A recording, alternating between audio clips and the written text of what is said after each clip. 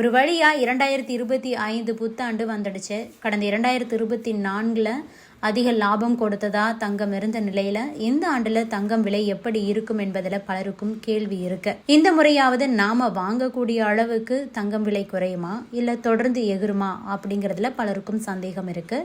தங்கம் இப்படி ஏன் அதிகரித்து வருகிறது, இந்த ஆண்டு அதன் விலை எப்படி இருக்கும் என்பதற்கான பதிலை ஆனந்த் சீனிவாசன் கொடுத்திருக்காரு. கடந்த ஆண்டு 2024 அதிக அளவுக்கு லாபம் கொடுத்த ஒன்றாக தங்கம் இருந்தது. கடந்த ஜனவரி மாதம் 1 கிராம் 5870 ரூபாய் என்ற ரேஞ்சில் இருந்த சூழலில் 2024 கடைசி நாளான நேற்று 7110 ரூபாய்க்கு விற்பனையானது. இதில் இடையில் மத்திய அரசும் கூட இறக்குமதி வரியை குறைச்சிருந்தாங்க.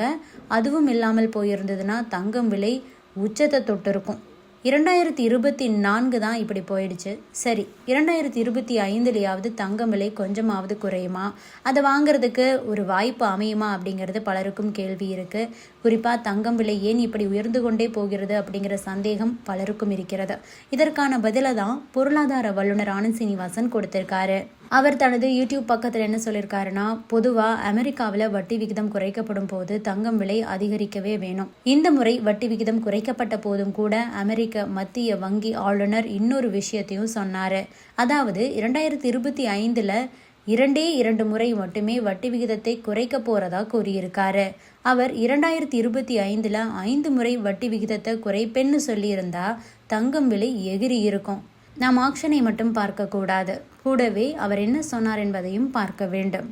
அமெரிக்க மத்திய வங்கி வட்டி விகிதத்தில் என்ன முடிவெடுக்கிறதோ அதை பொறுத்தே உலக மார்க்கெட் மாறும்.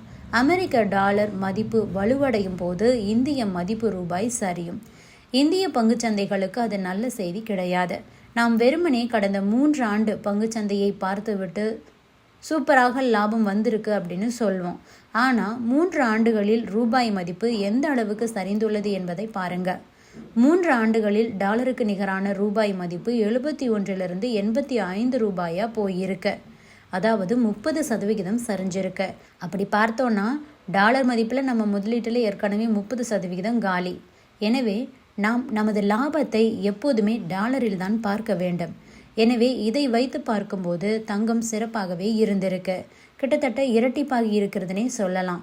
கடந்த 3 ஆண்டுகளில் அதிக லாபம் கொடுத்த ஒன்றாக தங்கம் இருக்கிறது. தொடர்ச்சியாக பங்குச்சந்தையை விட தங்கம் நமக்கு அதிக லாபம் கொடுத்துள்ளது.